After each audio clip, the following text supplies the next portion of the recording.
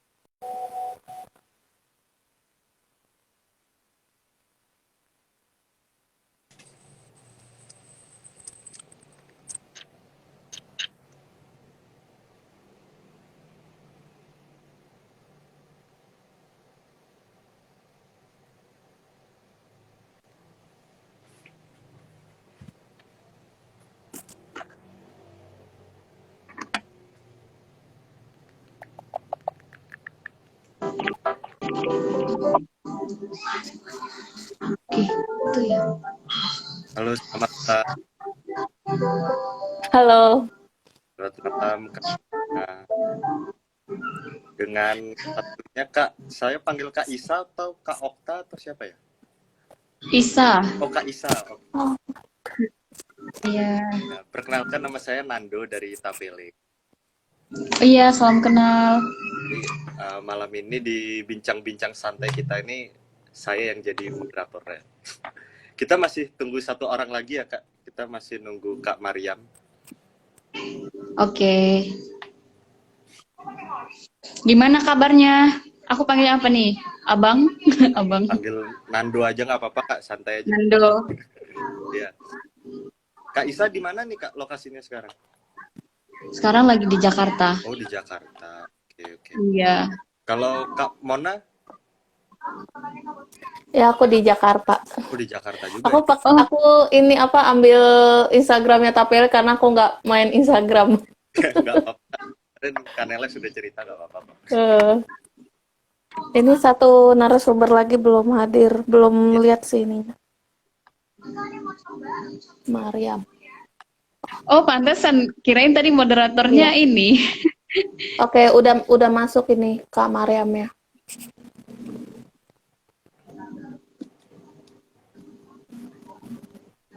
Oke. Oke. Halo, selamat malam Kak Mariam. Halo, selamat malam, Kak. Suaranya nggak masuk, Kak. Halo, selamat malam. Masuk nggak? Halo. Halo, ada suaranya? Ada sih, Kak, tapi pelan banget.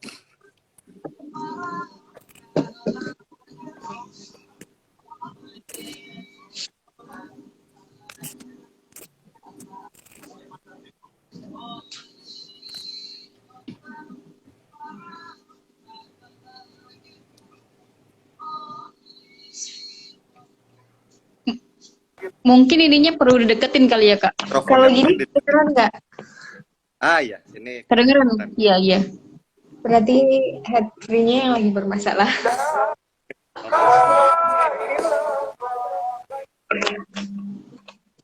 Kak Mariam di mana sekarang lokasinya, Kak? Di Jakarta juga. Enggak, aku di Palu, Sulawesi Oh, Tengah. jauh juga di Palu. Jauh. Lumayan. Salam kenal dari Palu. Oh iya, salam kenal juga, Kak. Ya, Kak, salam kenal juga. Saya Nando, Kak, dari Tapele yang hari ini bakal jadi moderator untuk ya bincang-bincang santai kita malam inilah. Itu. Jadi, kalau gitu karena kita sudah kumpul semua, mungkin kita langsung mulai aja kali, Kak, ya. Ya, oke. Selamat malam semuanya untuk para narasumber, Kak Mona, Kak Ista dan juga Kak Mariam, juga teman-teman Tapele yang sudah hadir untuk menyaksikan kita semua malam hari ini. Selamat malam. Jadi pada malam hari ini Tapele mengadakan bincang-bincang ya sekedar sharing-sharing begitulah bisa dibilang dalam rangka memperingati Hari Perempuan Internasional yang kemarin. Jadi di bincang-bincang kita kali ini itu temanya adalah sharing nih dari para perempuan-perempuan inspirasional yang sudah ada hari ini di live Instagram Tapele dengan tema mengelola aspirasi menjadi karya. Jadi saya jelaskan dulu sedikit kita kenalkan sedikit narasumber pada malam hari ini. Ada Kak Mona Ervita. Itu beliau adalah seorang pengacara publik. Wih, luar biasa sekali nih. Perempuan pengacara keren. Terus yang kedua ada Kak Isa Oktaviani, financial planner dan ketua Sadap Indonesia ya Kak. Nah, yang ketiga ada Kak Mariam, manajer advokasi dan pendampingan Yayasan Sikola Mombini. Wih, keren-keren sekali narasumber kita hari ini. Mungkin biar lebih jelasnya daripada saya sendiri yang ngobrol. Jadi mending kita dengarkan sedikit perkenalan dari para narasumber kita mengenai pandangan mereka, bukan pandangan ya. Jadi masing-masing aja memperkenalkan diri, mungkin bisa dari Kak Mona memperkenalkan diri dan kegiatannya yang sedang dilakukan saat ini itu apa? Silakan Kak. Oke.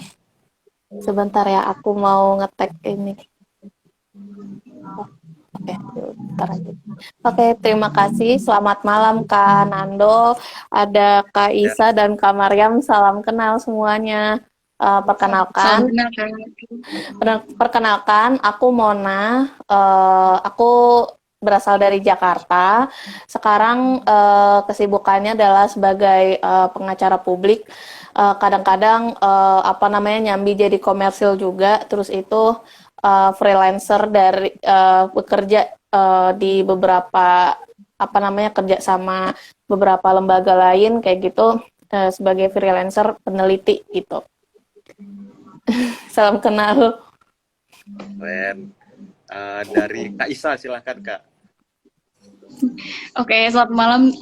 Agak ini sih ya dibilang inspiratif dan luar biasa, agak malu karena sejujurnya ya aku manusia biasa aja gitu dan masih terus belajar. Terima kasih sebelumnya untuk teman-teman Tapele yang sudah mengundang untuk kita ngobrol-ngobrol santai hari ini. Salam kenal juga untuk Kak Mona, Kak Mariam, dan Nando. Aku perkenalkan, namaku Isa Oktaviani. Biasa dipanggil Isa, tetapi bukan Nabi. Asal dari Pontianak, Kalimantan Barat, tapi saat ini berdomisili sementara di Jakarta.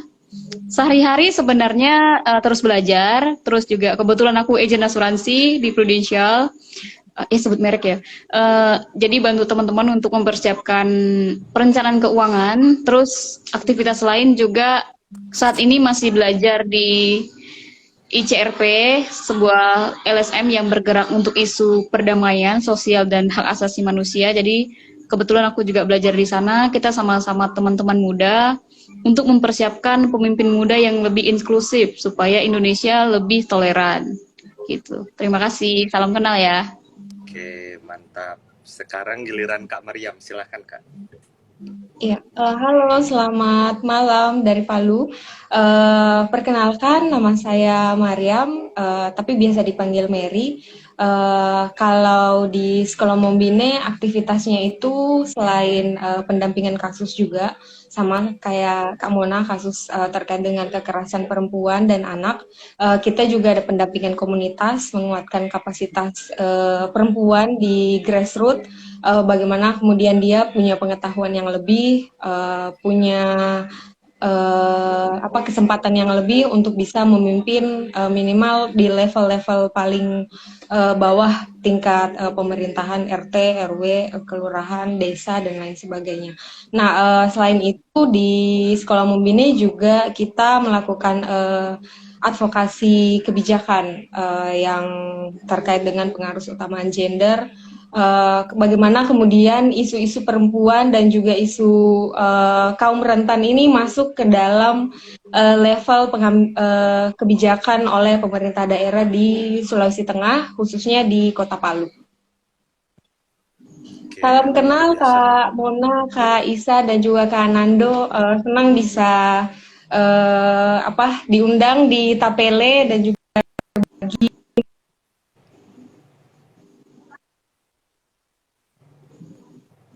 ini.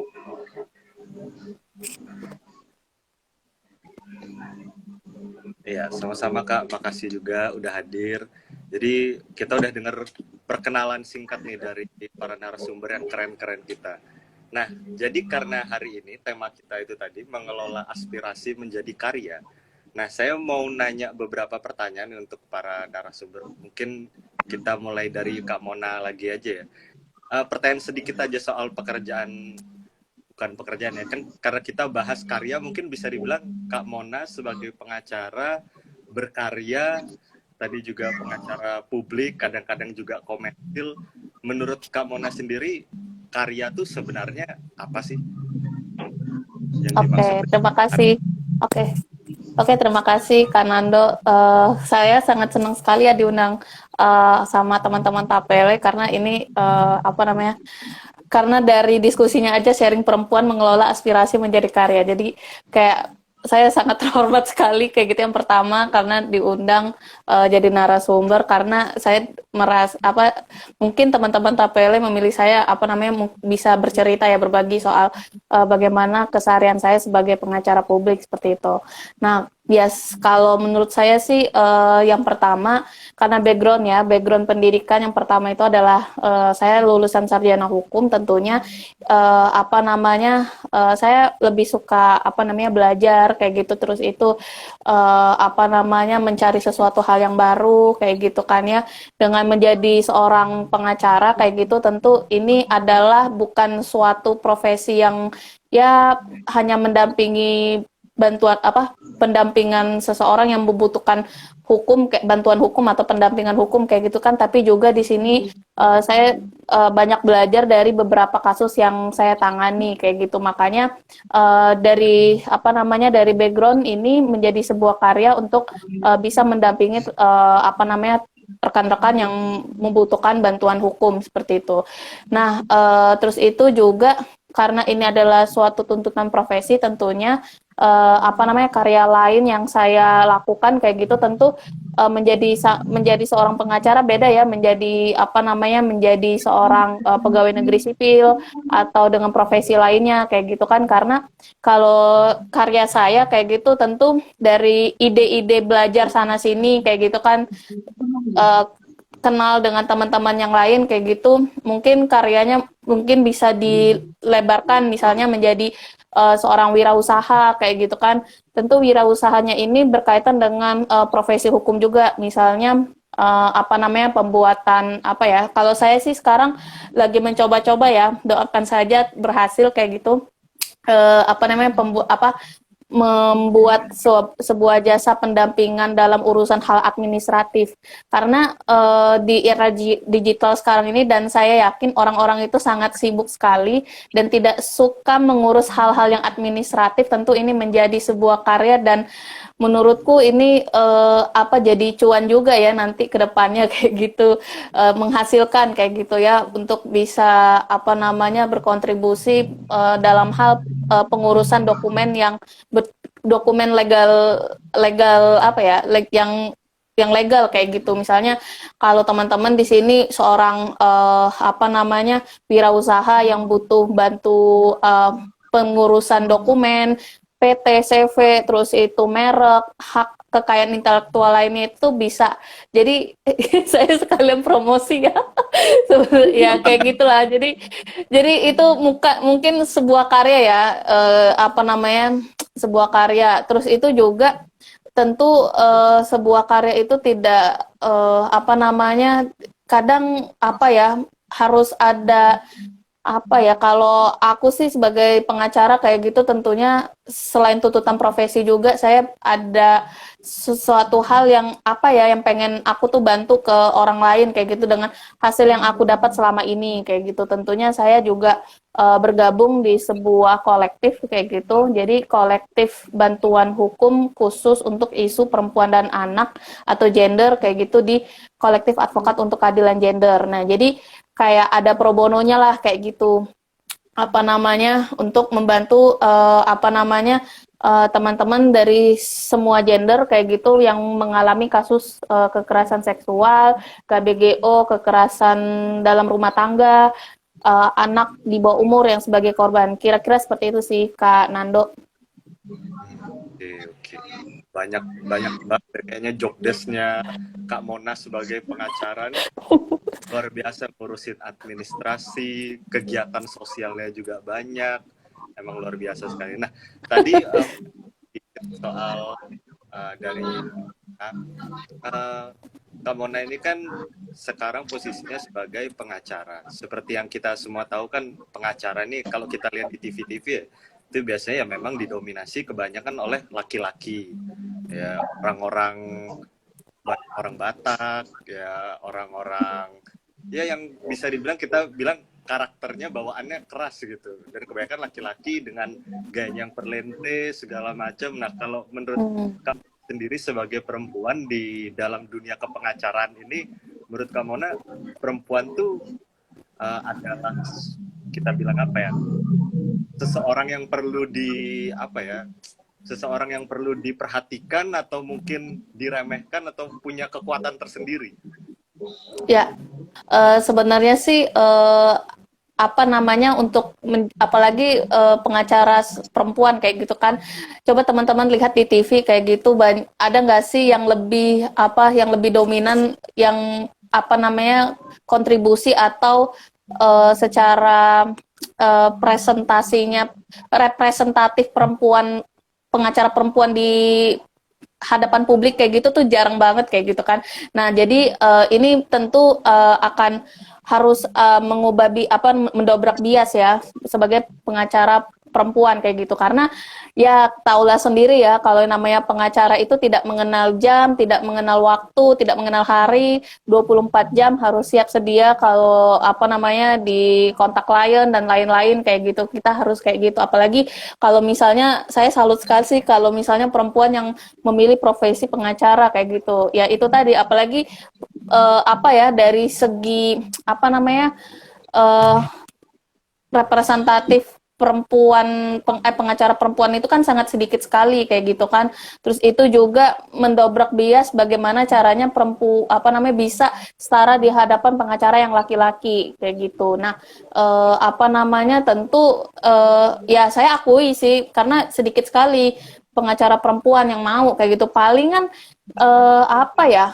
jadi asisten associate aja atau partner kayak gitu kan, maksimal partner lah yang kayak gitu ya yang bisa, yang high lah ya statusnya di dunia perlawyeran kayak gitu. Tapi sedikit sekali kayak gitu. Terus itu juga klien-klien pada pasti milik pengacara laki-laki daripada perempuan.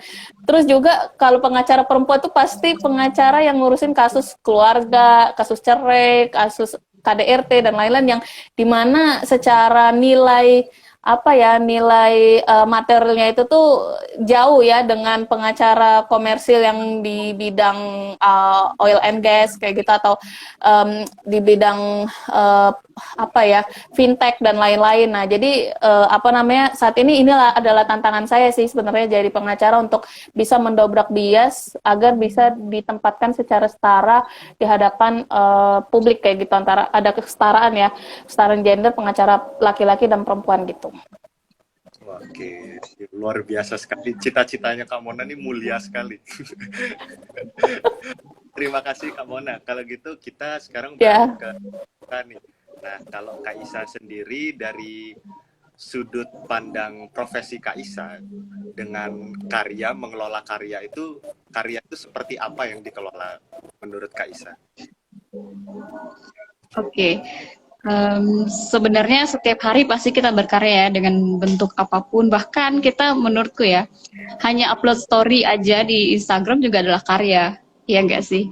Tapi kalau misalnya melihat dari yang saat ini aku jalani, kebetulan sebagai, kita bisa bilangnya sih sebagai perencana keuangan ya, dan juga aku aktif di organisasi yang bergerak di isu toleransi anak muda gitu.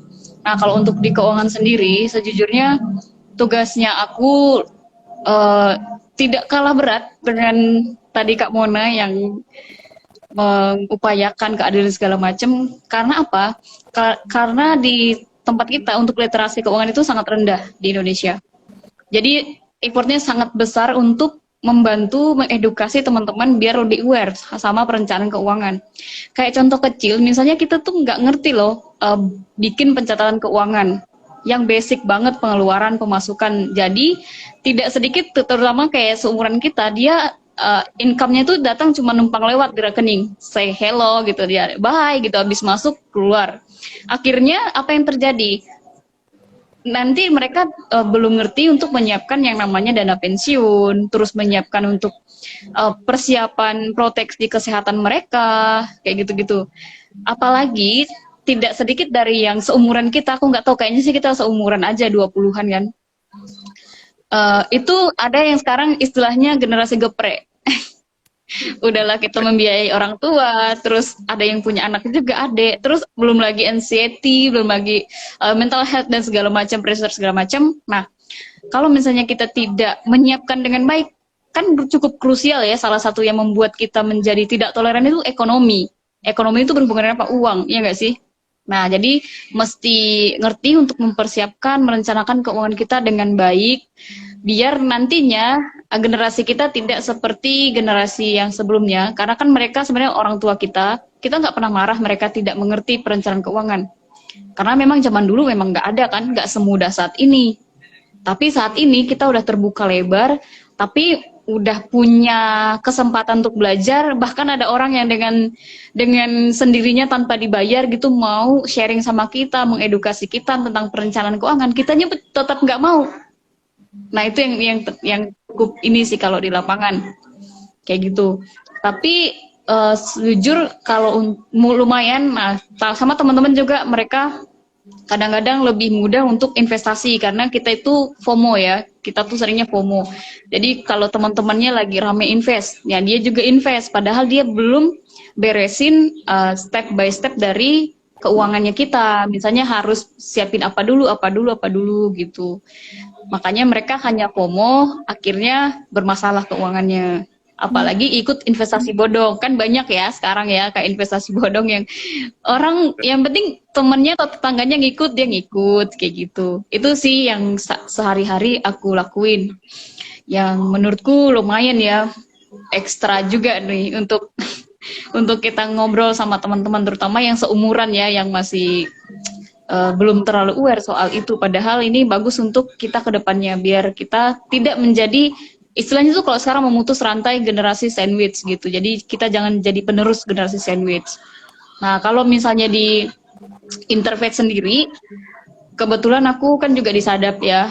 Sadap Indonesia itu satu komunitas yang kita bangun di Pontianak, Kalimantan Barat, menjadi ruang perjumpaan teman-teman pemuda lintas iman di Kalimantan Barat. Kita biasanya mengadakan kegiatan-kegiatan untuk pertemuan teman-teman muda. Nah, kita juga kemarin bergabung dengan belasan organisasi di sana untuk membuat gerakan perempuan. Tadi baru selesai kita diskusi apa sih sejarah gerakan perempuan bersama Kak Andi, Ketua Komnas Perempuan. Terus juga kita kalau yang kegiatan paling itu ya, menurutku sebuah karya yang lumayan oke sih di sesama kita anak muda, bisa menghadirkan ruang perjumpaan pemuda. Jadi dari pemuda untuk pemuda, nanti lagi dari kita untuk kita, dari kita oleh kita untuk kita. Kayak gitu. Jadi teman muda yang mempersiapkan, teman muda juga pesertanya. Rencananya kan kita calon pemimpin masa depannya, at least di rumah masing-masing. Karena kan sebenarnya toleransi itu hadir mulai dari keluarga. Makanya kita berharap generasi ke depan orang tua itu udah lebih toleran, sehingga anaknya yang keluar dari rumah juga semuanya udah punya pemikiran yang inklusif gitu, nggak eksklusif lagi. Jadi tidak hanya mereka nanti mau berteman sama yang kalau nggak seagama nggak mau, atau minimal tuh sesuku. Nah, kalau sekarang kan kadang-kadang anak kecil masih kecil aja dia maunya hanya berteman dengan minimal tuh satu identitas, entah agama atau suku. Kalau berbeda kadang-kadang cukup sulit. Nah, itu yang menurutku, aku bilangnya bukan karya yang gimana ya, tapi mungkin itu ya langkah-langkah kecil yang kita coba kerjakan bersama-sama untuk membuat generasi kita atau anak muda Indonesia ini ya lebih baik lah ya dari generasi sebelumnya. Kita berharap kayak gitu. Karena dulu kan berjuangnya dengan lumayan juga ya, perjuangannya harus berperang gitu. Tapi kalau saat ini kita perangnya berbeda dengan karya tadi ya, berperang dengan karya supaya kita mampu menghadapi, terutama nanti kita mendapatkan bonus demografi di 2045 gitu. Itu aja sih. Oke, makasih Kak, keren banget juga Kak Isa ini. Nah, ada sedikit pertanyaan juga nih buat Kak Isa. Kak Isa tadi kan membahas soal kegiatan sosial yang sedang Kak Isa lakukan nih. Nah, dari sebelum melakukan kegiatan sosial itu, isu sosial atau permasalahan atau pemantik gitulah bisa kita bilang ya, pemantik sosial macam apa sih yang memantik Kak Isa nih sampai akhirnya wah kayak harus bikin kegiatan ini deh. Permasalahan apa atau pengalaman apa yang pernah dialami oleh Kak Isa? Oke, pertanyaan yang sangat bagus ya. Oke, nah jadi ngomongin biasanya ya kita ke trigger tuh untuk bikin sesuatu. Kalau misalnya Kak Mona sama Kak Mary mungkin ada persoalan lain, terutama itu lebih spesifik ke perempuan. Kalau kita dulunya kami bikin sadap itu ya, aku lebih fokus ke sadap dulu ya. Kita bikin sadap itu karena aku merasakan langsung segregasi. Itu after kejadian Ahok sih sebetulnya. Jadi kayak berasa banget teman-teman itu akhirnya hanya memilih mau berteman seagama. Karena kan kita jadi dua kubu kan waktu itu. Yang Kristen kekeh membela Ahok karena bla bla bla gitu. Yang Muslim juga kekeh. Jadinya kita mau nggak mau dipaksa untuk memilih jalur itu. Lalu aku mikir, kalau kayak gini terus, mau jadi apa nih kita? Kok kayaknya jadi nggak seru ya? Kita hanya sehari-hari dengan yang seagama aja, yang beda malah kita nggak bisa berteman. Persoalan lain adalah ternyata di Kalimantan Barat itu dulu tuh nggak ada ruang jumpa anak muda lintas iman. Kayak gitu. Akhirnya setelah melihat dan mengalami sendiri, mulai, yuk kita coba bikin. Gimana kalau kita bikin ruang perjumpaan orang muda? Sebenarnya semangatnya cuma satu, ini menjadi ruang pertemuan aja, wadah perjumpaan. Supaya kita kenal satu sama lain. Biar tadi itu ya, menghilangkan, minimal tuh mengikis stigma lah ya, ke kelompok lain. Karena ternyata kita, Kalimantan Barat itu kan, kalau teman-teman tahu kan, memang kita rentan konflik dan pasca konflik. Teman-teman Palu, Ambon tuh kita barengan sama Ambon waktu itu.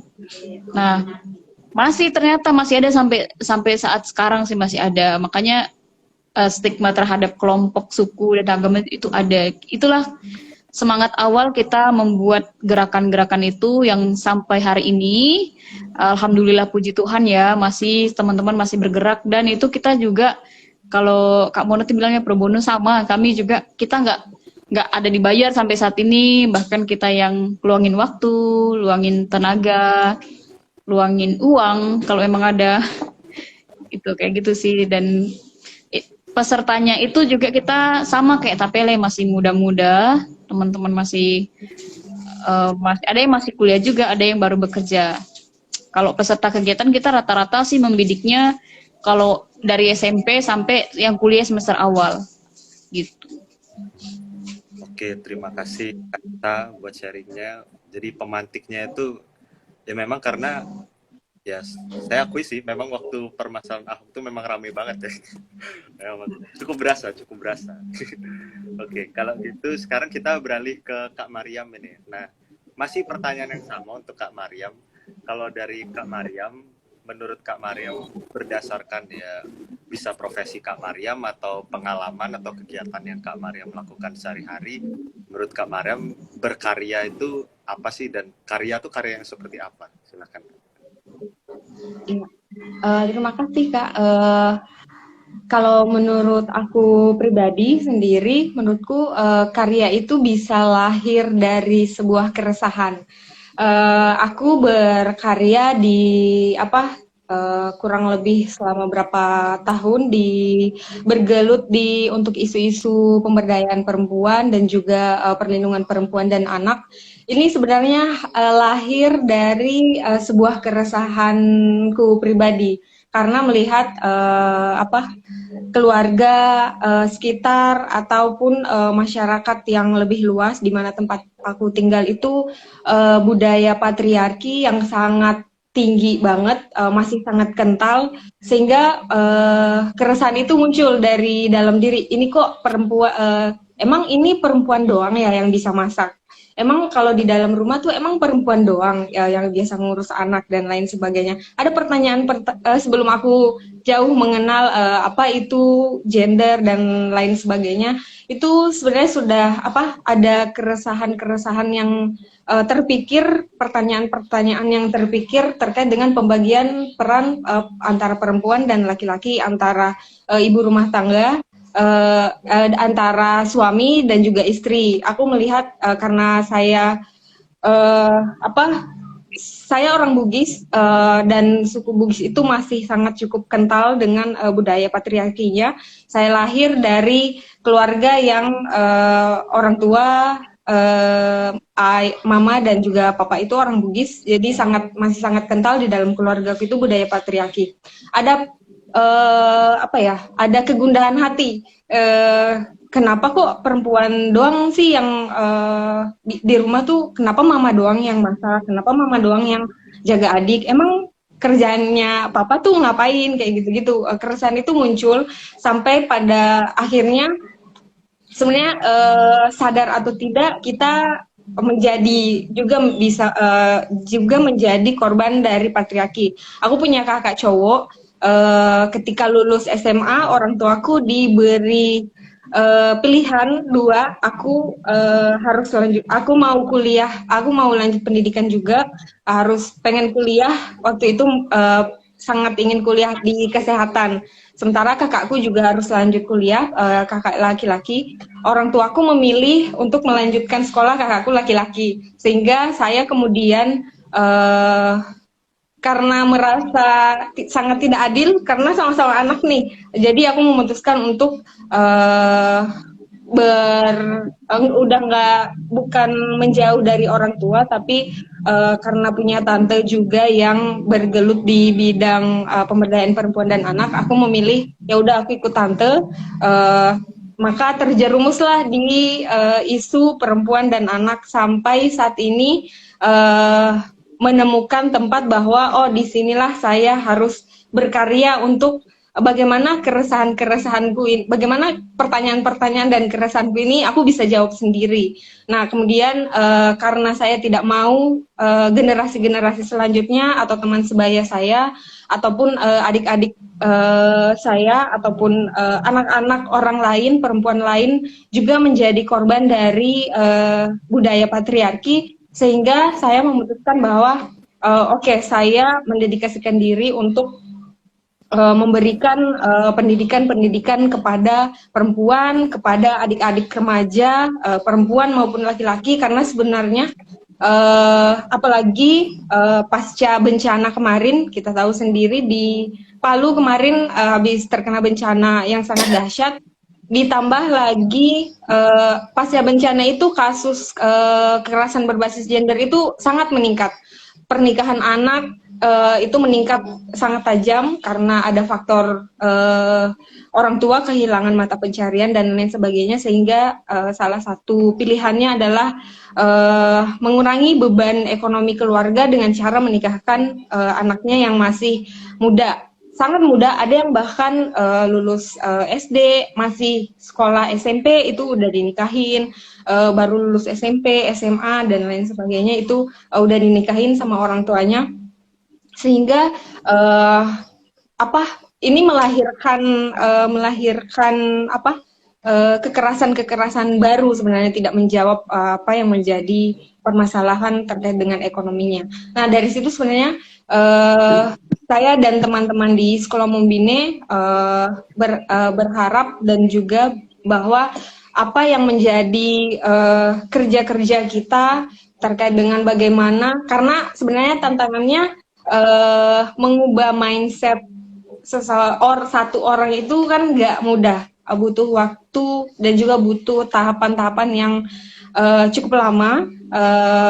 Bagaimana kemudian kita tetap intens, ada seperti Kak Isa dan juga Kak Mona itu secara pro bono, kita dibayar atau enggak ya kita tetap harus bisa memberikan pendampingan terhadap baik pendampingan kasus ataupun pendampingan komunitas untuk memberikan penguatan pengetahuan kepada mereka agar bagaimana mereka bisa berdaya, tidak hanya secara ilmu atau pengetahuan tapi juga berdaya secara ekonomi agar bisa mandiri dan mengurangi ketergantungannya terhadap suami atau laki-laki itu sendiri. Itu sih, Kak. Terima kasih Kak Mariam, luar biasa sekali juga. Ada satu poin tadi yang menurut saya menarik juga dari sharingnya Kak Mariam ini, yaitu tadi sempat dibahas bahwa banyak kasus karena permasalahan ini anak-anak yang masih muda itu dinikahkan gitu.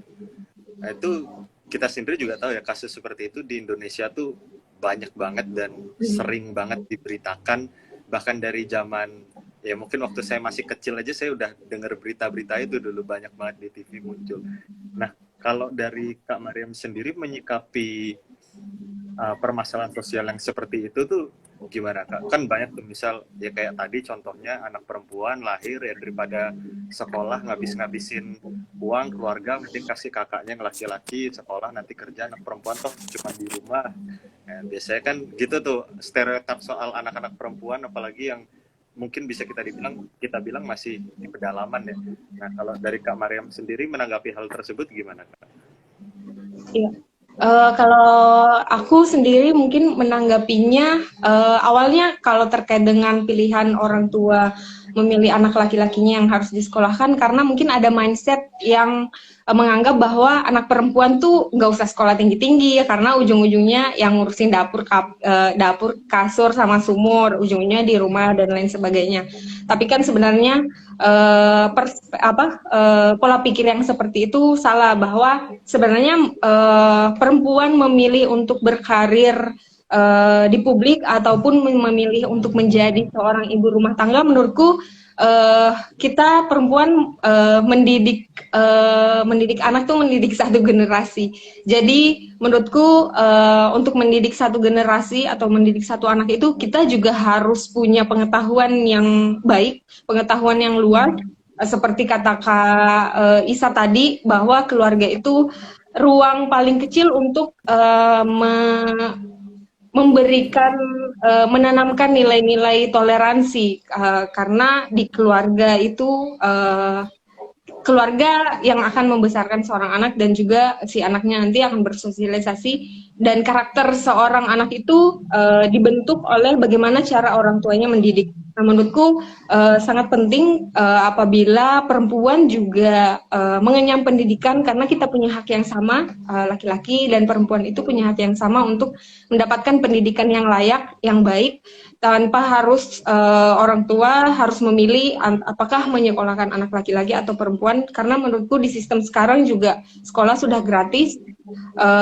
Ada banyak program-program sekolah yang memberikan pendidikan gratis kepada anak-anak. Jadi menurutku orang tua harus mengedepankan pendidikan kepada anaknya untuk menghindari, pertama dari karena kalau kita sudah punya pola pikir yang baik, terbuka dan toleransi, menurutku itu juga membentuk kita untuk tidak menjadi pelaku kekerasan. Perempuan juga bisa menjadi pelaku kekerasan kepada anaknya, kepada adiknya, kepada saudaranya, kepada teman-temannya, kepada siapapun dan kepada siapapun.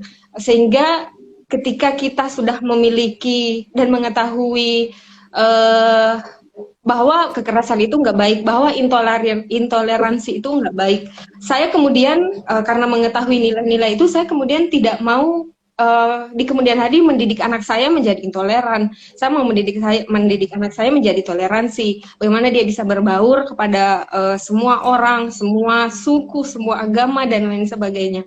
Kalau terkait dengan pernikahan anak, seperti kata Kak Nando tadi, bahwa pernikahan anak sebenarnya bukan cuma persoalan di Kota Palu, tapi juga persoalan menyeluruh di seluruh Indonesia. Kasusnya cukup tinggi. Kalau di Kota Palu sendiri pasca bencana itu naik drastis kasus pernikahan anaknya. Ada banyak faktor. Salah satunya yang sudah saya sebutkan tadi, bahwa ada orang tua kehilangan mata pencahariannya, sehingga salah satu hal yang menurut dia baik dia lakukan untuk menyelamatkan ekonomi keluarga adalah dengan cara menikahkan anaknya. Kemudian ada faktor pergaulan bebas, MBA, Merit by Accident. Ada juga faktor budaya. Aku pernah memberikan kelas, kalau kita nyebutnya BBK, itu Balai Belajar Kampung. Jadi kelas-kelas yang kita bentuk itu di kelurahan, di desa-desa, itu untuk memberikan pendidikan-pendidikan kepada ibu-ibu. Aku pernah, ternyata salah satu peserta di kelas itu umurnya 15 tahun dan punya anak umurnya 2 tahun. Itu aku sendiri sangat shock. Loh, kok ini bisa gitu loh, ada kejadian kayak gini. Oh, ternyata dia korban dari pernikahan anak. Dia harus putus sekolah, dan setelah kita ngobrol, aku kemudian karena kasusnya dia korban pernikahan anak, aku kemudian ngobrol secara pribadi ke dia, kenapa kemudian kasusnya, kenapa menikah dan lain sebagainya.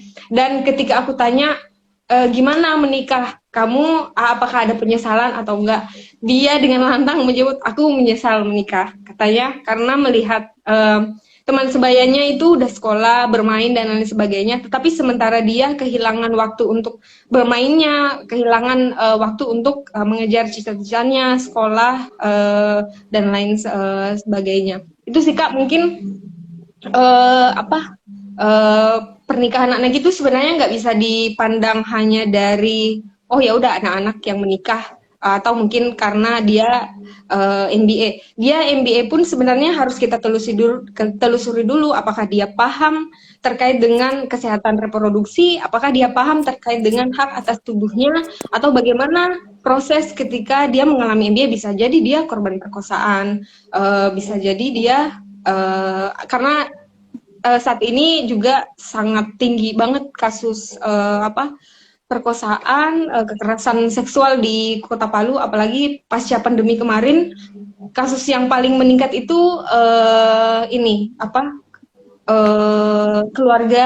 anggota keluarganya yang melakukan kekerasan seksual kepada anak, ponakan, cucu dan lain sebagainya. Sebenarnya kalau kita mau cerita kasus itu, kalau aku pribadi sih sangat miris ya, karena masih ternyata di dunia yang sudah digital saat ini, mungkin di sebayanya dia, teman-temannya udah main sosmed, berkarya lewat sosmed, ngedit video dan lain sebagainya. Tapi sementara dia menjadi korban kekerasan seksual oleh orang yang dianggap paling tempat dia teraman, ayah, kakak, om, kakek dan lain sebagainya. Pokoknya orang-orang paling terdekat itu lah menjadi pelaku kekerasannya.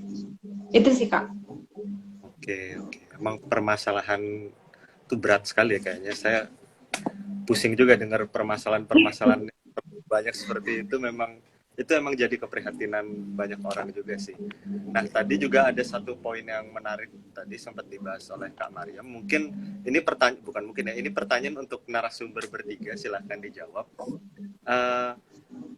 Perempuan ini kan kalau kita dalam sehari-hari yaitu identik selalu dihadapkan dengan dua pilihan, ya. Bekerja sebagai wanita karir atau sebagai ibu rumah tangga gitu. Selalu dipilih gitu. Mungkin mereka setelah sekolah, mereka berkarir. Setelah berkarir, mereka menikah, mereka melepaskan karirnya, mereka jadi ibu rumah tangga. Mau bekerja, udah susah. Nah, menurut kakak bertiga ini sebagai perempuan memandang ya bisa dibilang apa ya, bukan pandangan ya, itu apa ya, seperti sudah kayak mendarah daging gitu ya. Sudah mengakar banget di masyarakat Indonesia hal yang seperti itu, selalu dihadapkan dengan pilihan yang seperti itu. Menurut kakak bertiga gimana? Mungkin bisa dari Kamona dulu, silakan. Oke, kalau menurut aku mau perempuan berkarir, mau dia selanjut sekolah sampai profesor, terus itu mau dia jadi ibu rumah tangga itu adalah pilihan dia sendiri ya. Sorry jatuh. Aku tidak memaksa, maksudnya tidak ini ya, apa namanya, tidak kalau misalnya perempuan lebih memilih aku mau jadi ibu rumah tangga aja, bukan berarti nggak bisa bekerja, nggak bisa mencari uang dan lain-lain, tidak bisa berkarya dan lain, itu adalah pilihan dia sendiri. Itu menurutku itu bagus juga ya, menjadi ibu rumah tangga aja, memilih jadi itu, jadi balik lagi ke si teman-teman sendiri, mau karena teman-teman sendiri yang mempunyai pilihan, teman-teman mempunyai hak untuk memilih apa namanya, masa depannya sendiri, mau jadi ibu rumah tangga, mau jadi wanita karir, mau apa, sekolah sampai setinggi-tingginya, itu tidak ada masalah. Itu kembali lagi ke teman-teman seperti itu. Dan apa sih namanya, mungkin bisa saja ibu apa namanya, ibu rumah tangga memilih menjadi ibu rumah tangga, mungkin dia apa namanya, lebih apa ya, mungkin lebih apa namanya, lebih apa namanya, lebih bagus lah kontribusinya tuh untuk mungkin dia fokus kepada anaknya, untuk memperhatikan tumbuh kembang anaknya kayak gitu, atau dia bisa berkarya misalnya membuka usaha yang lain-lain kayak gitu. Jadi itu semua kepilihan teman-teman dan itu semuanya bagus sih kalau menurut aku gitu. Oke, terima kasih Kak. Kalau menurut Kak Isa gimana? Kalau misal mendengar pertanyaan kayak gitu, aku jadi teringat video yang sempat viral yang Najwa Shihab menjawab. Kenapa sih perempuan harus disuruh memilih antara menjadi ibu rumah tangga dan juga berkarir? Padahal kan mau dia berkarir atau enggak, dia sebenarnya ya tetap menjadi perempuan dan dia bisa menjalankan dua-duanya gitu. Karena misalnya ya, kalau kita berkarir bukan berarti kita tidak menjadi ibu rumah tangga. Ketika kita menjadi ibu rumah tangga bukan berarti kita tak bisa berkarir. Jadi barang itu bisa jalan dua-duanya. Nah, makanya ketika kita memilih pasangan, kebetulan belum punya pasangan nih, harus clear di depan. Berbagi peran, ya kan? Tadi seperti yang diceritakan Kak Mona, yang diceritakan juga Kak Mary, bahwa kita itu kan hanya peran ya. Jadi bukan, kodrat perempuan itu bukan memasak, bukan mencuci, bukan sumur dapur, bukan. Kodrat perempuan kan menyusui, melahirkan, kayak gitu ya. Nah, jadi ini sebenarnya tergantung kesepakatan sama pasangan. Jangan semuanya dilimpahkan. Tadi storytellingnya Kak Mary tuh bagus. Kenapa sih di rumah gue cuman nyokap doang yang masak, kok bokap ngapain ya? Nah, tapi saat ini aku melihat banyak sekali laki-laki, nggak banyak sih, ada lumayan, udah lumayan, yang mereka sudah lumayan aware untuk berbagi peran sama istrinya. Misalnya istrinya masak, dia mulai jagain anak. Nanti istrinya nyuci baju, dia nyuci piring. Nah, itulah keluarga itu harus saling, ya kan? Serba saling. Saling membantu, saling memahami, saling percaya. Ini sebenarnya sih makanya aku lumayan sering ikut kelas parenting, jadi dikasih tahu di situ. Aku kurang tahu sih di sini udah pada menikah atau belum. Yang aku mau dalam perspektif aku yang belum menikah ya. Jadi sebelum kita menikah mesti fikskan dulu sama calon suami kita, karena kan satu untuk selamanya, ya kan? Misalnya nanti bahkan tidak hanya soal karir nih, karena kadang-kadang ada laki-laki yang sangat patriarkis, dia maunya pokoknya kalau gua punya istri, lu harus di rumah jagain anak full. It's okay kalau misalnya semua uangnya, semua kebutuhan kita dilengkapi, gitu. Mungkin nggak masalah, tapi akan menjadi masalah kalau dia tidak bisa melengkapi kebutuhannya perempuan. Kadang kan perempuan mau juga ya yang financial independent.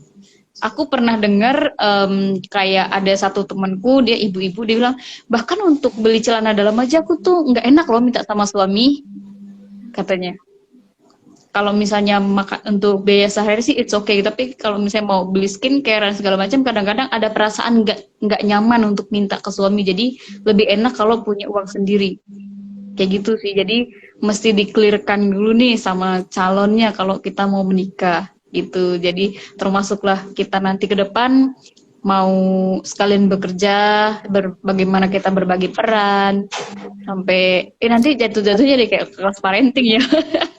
Sampai cara kita mendidik anak seperti apa, pokoknya sedetail-detailnya katanya sebelum menikah itu kita harus obrolin sama pasangan supaya kedepannya tidak menjadi masalah gitu sih. Jadi menurut aku nggak ada istilahnya pilihan antara menjadi ibu rumah tangga dan ibu berkarir, nggak ada, nggak bisa, perempuan nggak boleh disuruh milih yang itu. Jadi kamu pilih apa, nggak bisa, karena kita bisa dua-duanya itu. Oke, luar biasa ya. Mungkin buat teman-teman di sini nanti yang masih nyari pasangan atau akan menikah, mungkin kita nanya-nanya soal kelas parenting seminarnya atau kelasnya ke Kak di mana informasi. Sekarang coba kita beralih ke Kak Mariam. Menurut Kak Mariam gimana? Ya, hampir sama Kak Mona sama Kak Isa. Kenapa perempuan harus memilih kalau misalnya dia bisa menjalankan kedua-duanya? Karena kalau menurutku kalau untuk membangun rumah tangga, kebetulan juga belum berumah tangga, jadi belum punya pengalaman itu. Tetapi menurut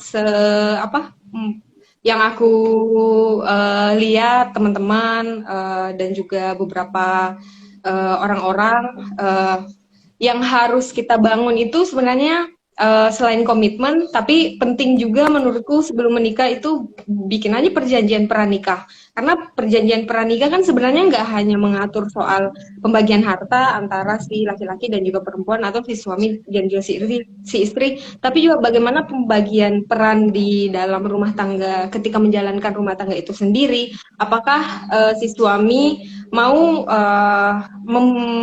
saling mengurus rumah, karena menurutku pilihan untuk menjadi ibu rumah tangga ataupun menjadi wanita karir itu bukan pilihan sebenarnya, karena sebagai perempuan itu bisa dijalankan kedua-duanya, tergantung dia bagaimana memanage dan dia bagaimana, karena kesanggupan itu sendiri kan ada di diri kita, apakah kita mau menjalani kedua-duanya atau kita mau memilih untuk menjadi ibu rumah tangga saja. Karena biasa ada perempuan juga yang memang hobinya atau dia suka sama anak kecil, merawat anak kecil atau dan lain sebagainya, atau tinggal di rumah. Menurutku ya it's okay selama kamu sadar bahwa peran yang kamu ambil itu adalah memang betul-betul pilihanmu gitu loh, nggak diintervensi oleh suami, nggak diintervensi oleh mertua, nggak diintervensi oleh orang tua bahwa kamu nggak usah kerja aja, kamu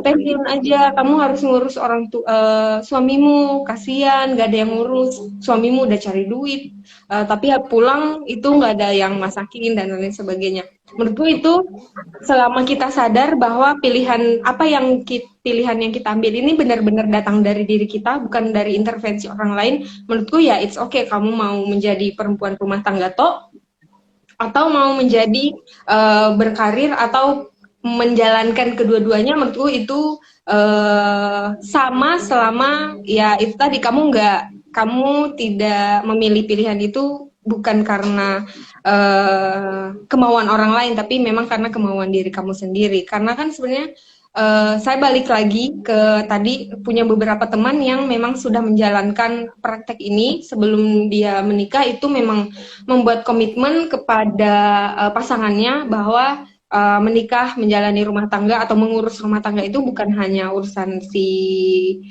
istri, tapi juga merupakan urusan si suami. Dia buat itu membuatnya itu di di atas putih, nggak hanya sekedar ngomong doang nih. Oh, si calon istri ngomong, nanti kalau kita udah nikah kamu harus bantu aku sama kita sama-sama menjalani peran domestik ya, sama-sama cuci piring, nyapu, ngurusin rumah, masak dan lain sebagainya. Nggak hanya sebatas di ucapan, tapi juga harus dia membuatnya dalam bentuk hitam di atas putih, dalam bentuk perjanjian pernikah. Dia diaturlah semuanya, nggak hanya terkait dengan pembagian harta gonogini terkait dengan suami dan istri, tapi juga bagaimana kemudian dia menjalankan ke rumah tangganya ke depan, bagaimana peran-peran antara suami dan istri itu tetap setara, bagaimana peran-peran domestik itu bisa dibagi secara setara atau sama, bagaimana kemudian pilihan si istri untuk berkarir, lanjut S2 dan lain sebagainya itu tetap menjadi pilihannya sendiri, nggak boleh diintervensi oleh suami ataupun orang lain. Itu sih Kak, kalau menurutku perempuan tuh kita nggak harus milih kok kita mau berkarir atau rumah tangga, selama kita mampu menjalani keduanya ya udah. Tapi kalau misalnya lo mau milih untuk jadi ibu rumah tangga ya it's okay juga sih menurutku. Oke, terima kasih Kak. Jadi buat kalian semua nih yang sekarang sering nanya-nanya yang kayak gitu ya, udah denger jawaban dari 3 narasumber kita ini, gak usah ditanya lagi mau pilih yang mana, itu terserah mereka, biarin. Kalian gak usah ikut-ikut join gabung-gabung kehidupan mereka ya. Nah ini ada pertanyaan yang menarik di komentar dari Kak Van Blizenberg. Gimana tanggapan kakak kalau pasangan kakak pendapatannya di bawah kakak? Atau misalnya posisinya menjadi bapak rumah tangga dan kakak yang bekerja. Wah, ini bapak rumah tangga ini lumayan unik ya. Ada tapi walaupun jarang tapi ada. Gitu. Nah menurut kakak-kakak sekalian gimana? Silakan. Kak Mona dulu boleh, Kak Mona. Oke, ini pertanyaan netizen banget ya. Pertanyaan yang apa sih namanya, yang familiar banget, yang yang ada di gondokan hati tuh kayak gitu kan.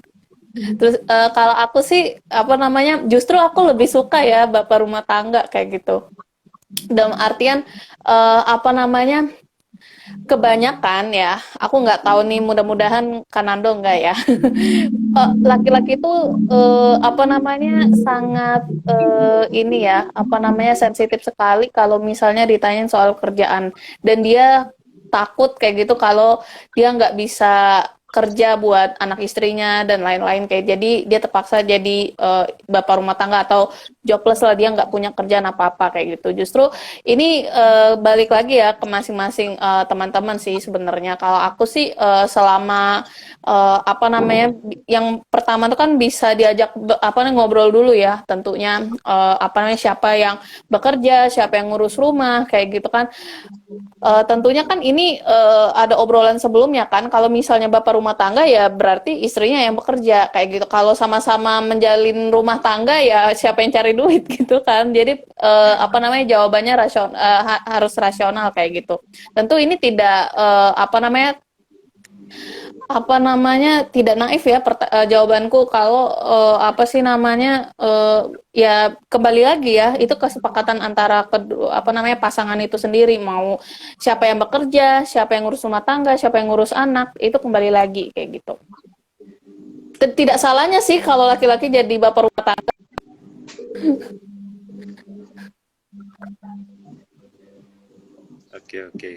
Oke. Menarik. Kalau dari Kak Isa sendiri gimana pandangannya? Oke, sounds familiar. Ya, memang biasa banget ditanyain.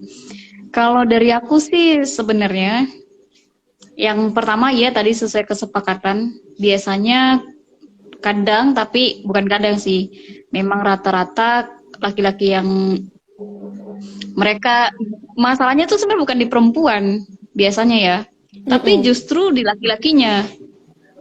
Mereka yang nggak terima kalau misalnya dia pendapatannya lebih kecil dari istrinya. Jadi pelampiasannya itu macam-macam biasanya ya. Entah dia menjadi kasar karena dia merasa karena pendapatannya kecil, jadi seolah-olah dia tidak dianggap. Nah, itu kadang ada juga pengalaman kayak gitu. Tapi karena juga aku belum menikah ya, dan belum tahu kejadian realnya di lapangan, belum ngalamin, tapi dari cerita-cerita orang kayak gitu. Bahkan bisa dari pacaran aja. Cowok itu, aku kenal beberapa cowok gitu ya, yang Dia nggak berani ngajak, kalau dia nggak berani ngajak jalan, kalau dia, aku tuh nggak ada duit, nanti mau jajanin kamu. Hah? Zaman sekarang masih kayak gitu mikirnya. Kan sekarang udah split bill gitu kan. Nggak selamanya loh cewek itu minta dilayanin terus, minta dibayarin terus. Enggak, kita tuh misalnya kayak nonton ya, nonton. Bisa aja cewek bayarin tiket nonton, nanti cowok yang bayarin makan. Atau misalnya bayar masing-masing. Kan kayak gitu, tapi harga diri laki-laki ini yang susah untuk diruntuhkan. Nah, itu ya. Jadi sampai hari ini ya aku jarang sekali dapat cowok yang harga dirinya tuh bisa gitu dinego. Maksudnya gimana ya bilangnya, bukan dinego sih, tapi kayak contoh kecil ngedet gitu ya. Jadi dia maunya harus dia yang bayarin semuanya. Kita nggak masalah sih sebenarnya cewek, tapi kadang-kadang juga nggak nyaman ya dibayarin terus. Apalagi belum gimana-gimana ya. Terus kalau misalnya udah mau ke jenjang menikah, aku secara personal it's okay kalau misalnya pasanganku pendapatannya kebetulan saat itu masih rendah dari aku. Tapi sebagai kita akan menjadi yang dua menjadi satu, kita harus sama-sama mau bertumbuh. Kan harus visioner ya. Jadi nggak mungkin, oke, gue terima aja pendapatan lu kecil dari gue, pokoknya terserah lu di zona nyaman lu. Enggak, kan namanya setiap manusia tuh pasti bertumbuh dalam apa macam-macam kan. Dari pertama tuh kan dari pemikiran kita harus bertumbuh, terus juga bagaimana caranya kita untuk mau sama-sama bertumbuh. Oh, sekarang income-mu misalnya masih 50%-nya cewek nih, tapi bukan berarti kita nge-pressure dia untuk pokoknya dalam sekian bulan kamu harus sama kayak aku. Enggak. Tapi mungkin nanti gimana caranya kita untuk sama-sama bisa tadi bertumbuh. Dan setuju nggak kalau misalnya laki-laki harus jadi bapak rumah tangga? Seperti yang aku bilang, kasusnya sama seperti perempuan. Menjadi bapak rumah tangga, ibu rumah tangga, bapak berkarir, ibu berkarir, itu bukan pilihan. Karena sama-sama bisa dijalankan. Bahkan justru ya, ketika kita kurang kerjaan, itu tuh kita jadi ngurusin urusan orang lain. Ini terjadi di kompleksnya aku. Jadi ada nih ibu-ibu kurang kerjaan, jadi ngurusin hidup orang lain. Kan itu jadi masalah ya, jadi toksik di lingkungan. Better lo cari kerjaan gitu, biar nggak punya lagi kesempatan untuk ngurusin urusan orang lain gitu ya. Jadi nanti misalnya kalau dia jadi bapak rumah tangga aja yang kebetulan terlalu banyak waktu luang, akhirnya ngegosip lah, segala macem lah gitu. Tapi kalau misalnya kalau sekarang kan kerja itu nggak harus ke kantor ya, bisa aja misalnya dia stay di rumah tapi ternyata jadi trader misalnya kan, atau misalnya dia video editor dan lain-lain sebagainya gitu. Jadi menurutku sama aja kayak perempuan, laki-laki dan perempuan itu punya hak dan kewajiban yang sama, semuanya serba sama. Bedanya laki-laki tidak datang bulan, tidak melahirkan, dan laki-laki dan ya itu aja bedanya. Terus yang lainnya sih ya sama aja lah ya. Untuk mendapatkan kesempatan punya uang yang misalnya pendapatan 50 juta, 100 juta per bulan, laki-laki dan perempuan juga punya kesempatan yang sama. Jadi tolong ya laki-laki nggak usah terlalu gengsi. Sekarang itu udah zamannya speed bill. Santai aja, nggak usah terlalu gimana-gimana. Oke. Gitu sih dari aku. Terima kasih Kak Ika. Ini baru 2 pembicara yang ngomong, saya udah berasa.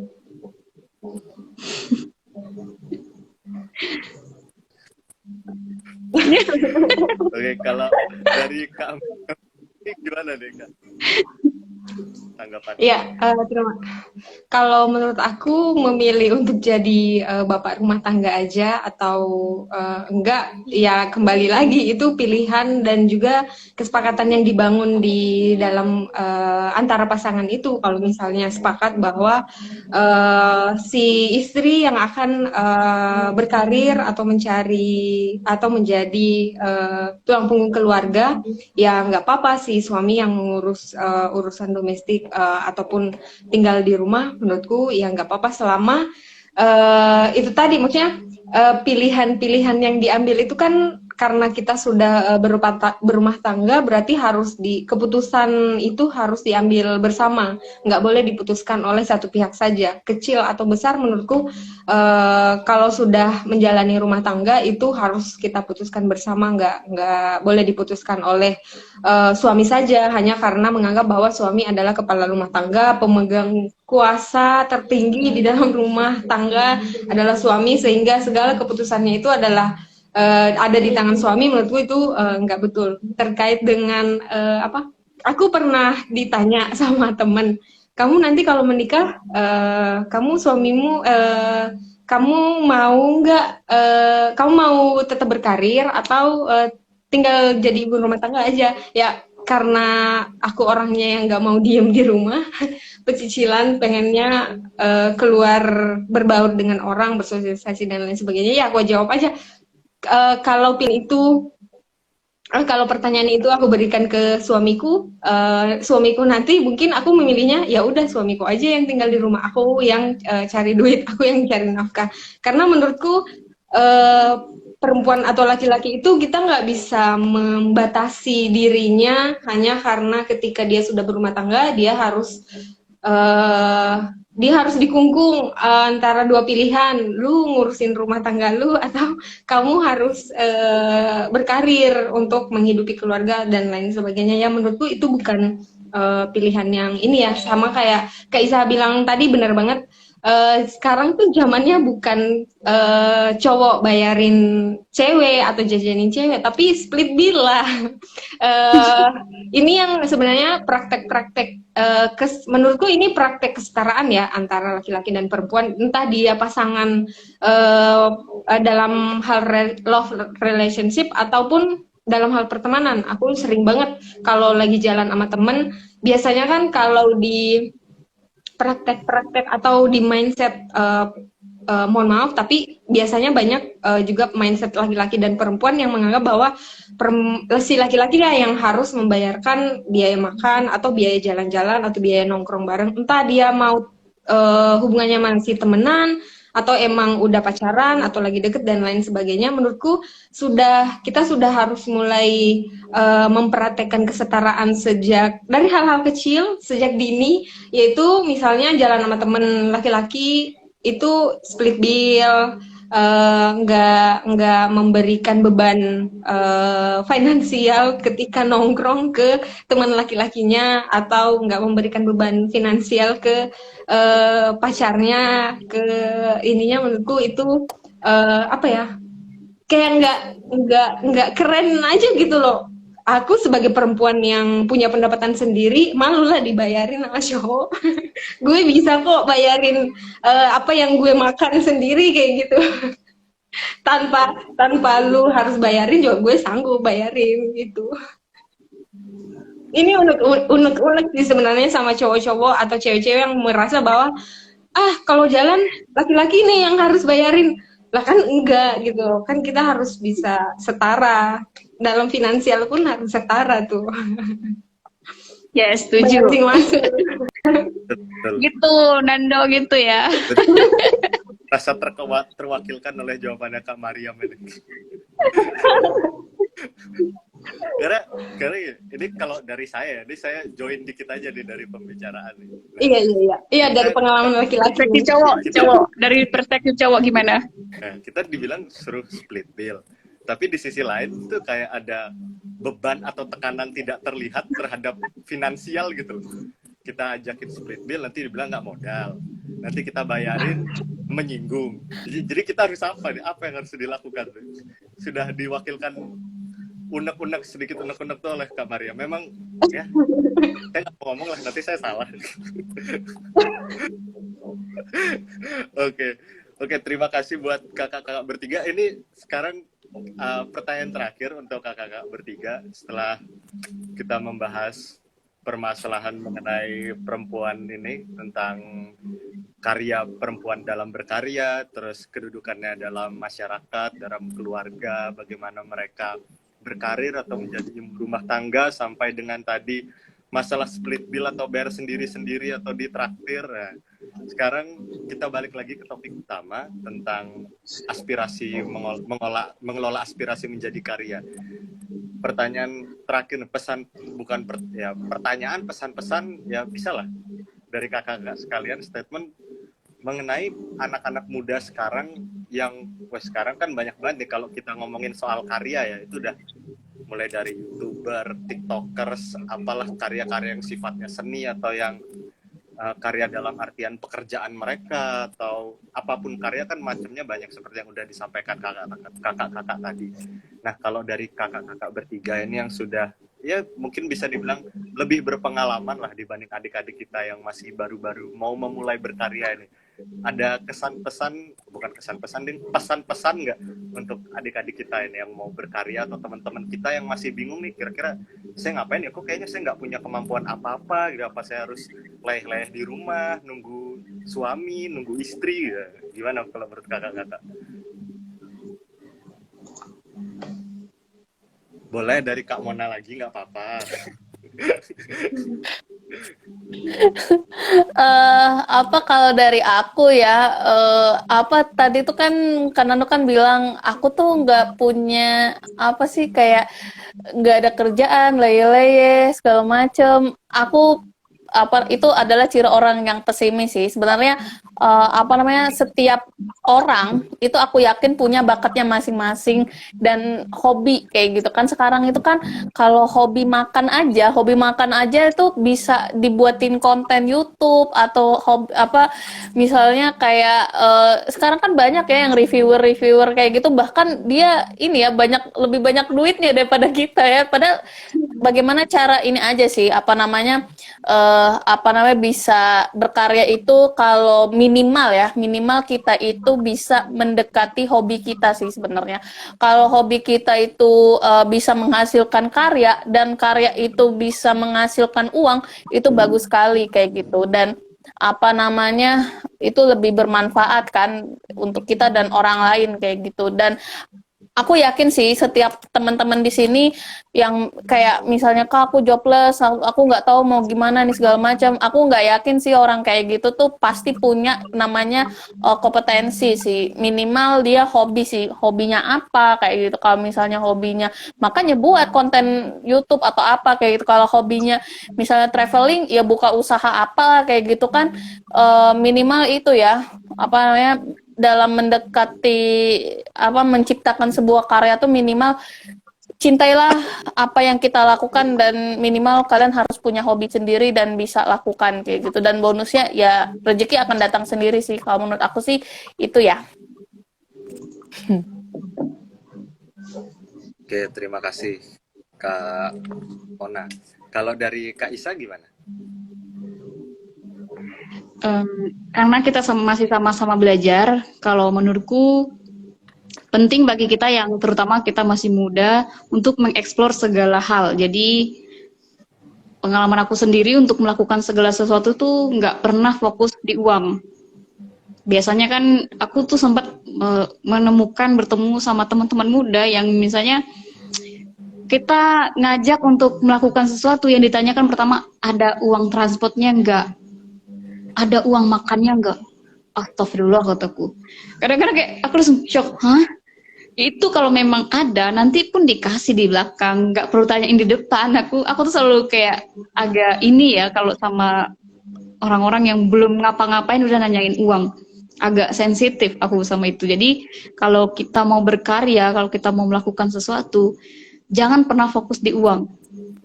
Karena kalau kita melakukannya dengan hati, uang itu akan datang dengan sendirinya. Lakukan aja dulu. Kalau memang uangnya nggak ada, tapi kita tuh udah belajar di situ. Aku percaya apa yang kita lakukan hari ini akan membantu kita untuk menjadikan kita ke 5 tahun ke depan. Kalau kita leye-leye di tahun ini, kalau kita hanya fokus uang, bla, maka di 5 tahun mendatang mungkin kita nggak akan tahu apa-apa. Akhirnya kita akan menjadi biasa-biasa aja. Tetapi kalau kita misalnya mau mengeksplor segala sesuatu, yang menurutku aku nggak harus suka sih dengan hal itu, tetapi aku bisa belajar. Aku bisa belajar, intinya aku bisa belajar aja, bisa belajar banyak hal kan. Misalnya kayak hari ini misalnya aku hari ini tidak terlalu intens dengan isu perempuan dan anak, tapi aku bisa ngobrol misalnya dengan Kak Mary, Kak Mona. Entah jadi volunteer untuk jadi moderator di live IG mereka, aku udah belajar satu hal tanpa harus dibayar misalnya. Terus misalnya aku tuh nggak ngerti tentang perencanaan keuangan. Aku bisa aja misalnya pergi ke seminar-seminar gratis yang membahas tentang keuangan. Udah belajar juga. Karena kan saat ini kita hidup untuk belajar, dan nanti kalau kita udah banyak tahu, kita akan dengan sendirinya terbantu untuk kita melakukan sesuatu yang mendatangkan cuan gitu ya. Zaman sekarang ini udah enak banget sih nyari uang. Nggak sesulit dulu. Semuanya udah bisa serba online. Jadi kalau teman-teman mau, apalagi masih muda-muda, coba aja lakuin banyak hal. Asal itu hal positif, bukan misalnya kamu, oh kata Kak Isa nih harus nyobain banyak hal. Ya udah gua jadi penipu gitu. Nggak gitu, mainnya bestie gitu kan. Tapi sesuatu yang mengarahnya ke hal-hal positif gitu. Jangan mentang-mentang boleh cobain jadi hal-hal yang merugikan orang. Intinya kita cobain hal yang positif, tidak merugikan pihak lain, tapi sesuatu yang bagus yang bisa menjadi pembelajaran untuk kita gitu sih kalau dari aku. Oke, luar biasa dari Kak Isa. Dari tadi yang diomongin Kak Isa nih semuanya relate banget sama anak-anak muda. Kayak circle-nya Kak Isa nih circle masyarakat Indonesia sejati banget gitu. Yang gua banget gitu ya. Kalau dari Kak Mariam, ada nggak nih Kak buat anak-anak muda sekarang nih? Iya, kalau dari aku sih menganggap bahwa setiap orang itu bisa berkarya di mana saja dan juga dimanapun dengan caranya masing-masing. Entah sekarang misalnya modal handphone doang, terus sama apa skill-skill ngedit foto atau video, kamu juga udah bisa berkarya. Tapi karya tuh tidak hanya sebatas itu loh, karya ini sebenarnya luas banget, nggak hanya sebatas seni, menghasilkan video atau foto kayak gitu, tapi sebenarnya lebih dari itu cakupannya. Bagaimana kemudian kamu bisa berdampak, itu juga sebenarnya menurutku berkarya juga. Bekerja di dunia kemanusiaan, di isu perempuan, anak, toleransi dan lain sebagainya, menurutku itu sebuah karya yang luar biasa, karena nggak semua orang atau nggak semua anak muda tuh punya passion di situ, tapi saya mengajak semua anak muda untuk berkarya seluas mungkin, jangan membatasi diri. Kalau kata Kak Isa, explore aja seluas-luasnya. Tapi kalau aku, kamu boleh mengeksplor seluas-luasnya, kamu boleh mengeksplor sejauh-jauhnya, tapi menurutku kamu juga harus punya satu fokus. Kalau misalnya satu fokus itu kamu bisa jadikan, kalau misalnya kamu interestnya terhadap isu perempuan, aku memberi contoh diriku, aku mengeksplor diri terkait dengan isu toleransi, isu anti korupsi, isu lingkungan dan lain-lain, tapi aku punya satu fokus isu yang memang jadi fokus isu aku ke depan. Aku bisa menata, oh aku mau mengeksplor segalanya, tapi fokus isuku misalnya di isu perempuan. Nah, di isu ini ke depannya aku mau jadi seperti apa 5 tahun ke depan, aku mau kayak gimana dan lain sebagainya. Menurutku itu sudah harus mulai kita pikirkan sedari muda, karena bukan mau mengajak teman-teman untuk merisaukan apa yang akan terjadi di masa depan, tapi menurutku yang akan terjadi di masa depan adalah yang kamu lakukan, apa yang sudah kamu lakukan saat ini. Menurutku kamu akan panennya itu di masa depan. Kalau misalnya kamu hanya berleha-leha atau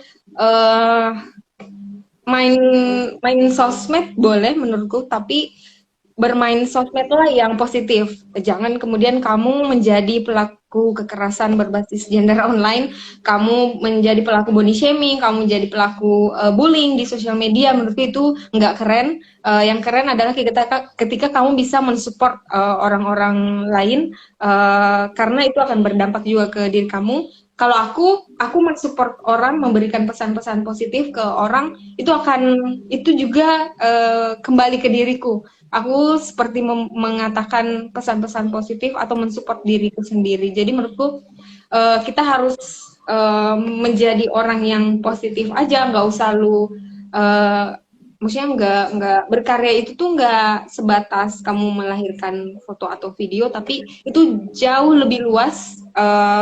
Jadi mari buka pintu, buka jendela, jangan tinggal di satu. Coba keluar dari zona nyamanmu. Kamu akan menemukan banyak warna, banyak pengalaman. Banyak pengalaman itu sangat seru. Banyak teman itu sangat seru. Banyak apa? Kamu akan dapat teman-teman yang sefrekuensi, seinspirasi, dan sevisi misi misalnya untuk bagaimana kamu melahirkan karya-karya baru. Menurutku kita menemukan teman baru itu kita bisa jadi untuk melahirkan karya baru misalnya. Kayak misalnya aku juga gabung di komunitas anti korupsi anak muda.